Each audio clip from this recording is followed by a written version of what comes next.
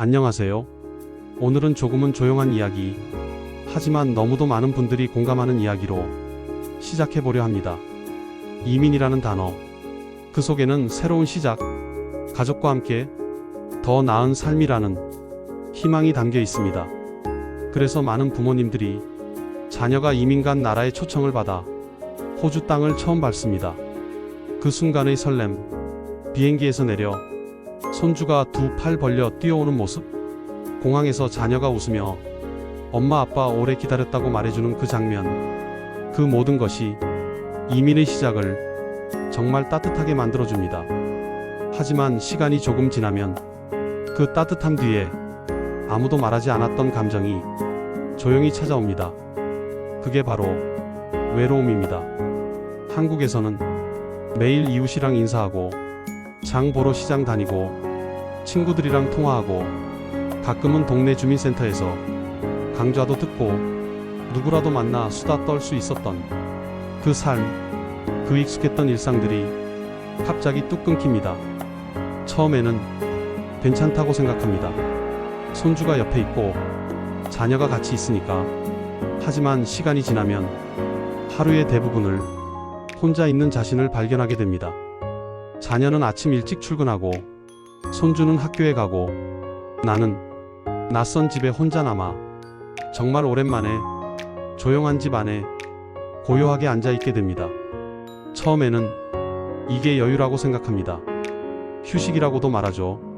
하지만 그 고요함이 며칠, 몇 주, 몇 달이 지나면 고요가 아니라 허전함이 됩니다. 마트에 가도 직원이 뭐라고 말하는지 못 알아듣고, 공원에서 산책을 해도 모두가 영어로 이야기하고, 옆에서 웃는 말소리를 들어도 그게 무슨 말인지 몰라 그 웃음에 껴들 수가 없습니다. 이럴 때 외로움은 정말 깊이 가슴을 파고듭니다. 그리고 그 외로움은 말을 잘 안 해요. 자녀가 퇴근하고 돌아오면 웃으며 맞이하고 손주를 안아주며 오늘 하루 잘 보냈다고 말합니다. 하지만 마음 한켠엔 무언가 비어 있습니다. 그럴 때 마음속에서 이런 생각이 들 수 있습니다. 내가 여기 왜 왔을까? 내가 여기서 뭘 하고 있는 걸까? 나는 이 집의 손님이 아닐까? 어떤 분은 이민 초반에 너무 외로워서 매일 한국 뉴스만 보고 한국 라디오만 들으셨다고 합니다. 심지어는 냉장고 문을 열고 된장 냄새를 맡으며 괜히 울컥하기도 했다고 합니다. 그 정도로 이민 후 외로움은 생각보다 강하게 찾아올 수 있습니다. 특히 자녀가 바쁜 경우엔 더 그렇습니다. 아침부터 밤까지 일하고 주말에도 일하거나 아이들 돌보느라 정신이 없는 자녀들, 그들을 보면 말을 못 꺼냅니다. 나 외롭다고, 힘들다고 말할 수가 없습니다. 왜냐면 그들도 힘들어 보이니까요. 그래서 많은 부모님들이 그 감정을 속으로 꾹꾹 눌러 담습니다. 이런 이야기를 나눠줄 사람도 쉽지 않습니다. 동네에 아는 사람도 없고 한국처럼 길에서 아무하고나 수다 떨 수도 없습니다. 말도 안 통하고 사람도 없고 갈 곳도 없습니다. 그렇게 시간이 흐르면 어느 순간 스스로를 점점 작게 만들게 됩니다. 나가기도 싫고 말도 아끼게 되고 표정도 조금씩 어두워지고 가끔 자녀가 묻습니다. 엄마 오늘 뭐 하셨어요? 아니야, 그냥 좀 쉬었어. 정말 쉰 걸까요? 아니면 말할 일이 없었던 걸까요? 그게 진짜 현실입니다. 이민 오면 다 행복할 줄 알았지만 외로움이라는 감정은 누구에게나 찾아옵니다. 그건 잘못된 것도 부끄러운 것도 아닙니다. 당연한 감정입니다.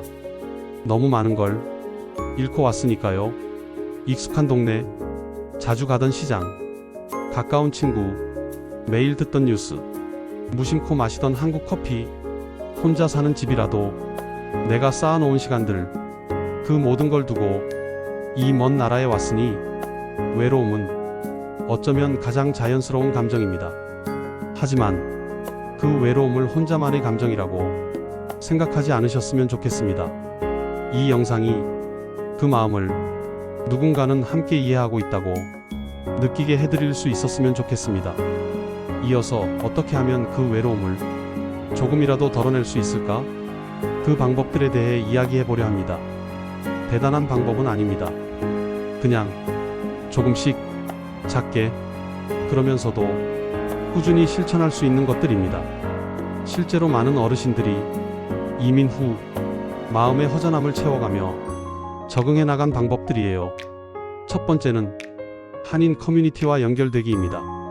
이민 사회에서 혼자 지내는 건 생각보다 훨씬 힘든 일이에요. 하지만 한국 분들이 함께 모이는 모임이나 노인회 같은 커뮤니티에 한 번만 용기를 내어 나가보면 생각이 바뀌기 시작합니다. 처음엔 어색해도 시간이 지나면 그곳이 내가 말을 놓을 수 있는 유일한 공간이 됩니다. 같은 언어, 같은 음식, 같은 세대, 그리고 비슷한 외로움을 가진 사람들이 모여 있기 때문에 그 안에서는 굳이 말하지 않아도 서로를 이해할 수 있어요. 어떤 분은 처음엔 노인회에 가는 게 너무 부담스러웠다고 하셨어요. 괜히 나이 더 드신 분들이 있을까봐, 어색하고 불편할까봐. 하지만 막상 가보니 나와 비슷한 또래도 있었고 혼자 온 분들도 많았고 오히려 먼저 말 걸어주는 분들도 있어서 눈물이 날 뻔했다고 하시더라고요. 두 번째는 작은 일 하나라도 매일 반복하는 루틴 만들기입니다. 매일 아침 정해진 시간에 산책을 나간다거나 마당에서 화초를 본다거나 간단한 운동을 한다거나 이런 아주 사소한 습관이 삶의 안정감을 줍니다. 외로움은 하루 종일 할 일이 없을 때 더 크게 찾아옵니다. 하지만 일정한 루틴이 생기면 하루가 흐르고 일상이 만들어집니다. 특히 산책은 정말 많은 분들이 추천하는 방법이에요. 공원에서 매일 만나는 사람들과 눈인사라도 몇 번 하고 나면 낯선 나라가 조금은 익숙해집니다. 세 번째는 나만의 취미 만들기입니다. 글을 쓰는 분도 계셨고 사진을 찍는 분도 계셨고 뜨개질을 하시거나 요리를 정성껏 해보는 분들도 계셨어요. 이런 취미는 그 자체로 의미도 있지만 자녀와 대화거리를 만들어주기도 합니다. 예를 들어 오늘 내가 만든 반찬을 자녀가 맛있게 먹었다면 그건 그날의 기쁨이 됩니다. 손주한테 내가 만든 목도리를 선물해줬다면 그건 잊을 수 없는 순간이 됩니다. 취미는 그냥 시간을 때우는 게 아니라 내가 이 땅 위에 가만히 자리 잡고 있다는 증거가 됩니다. 네 번째는 작은 말이라도 자녀와 진심으로 나누기입니다.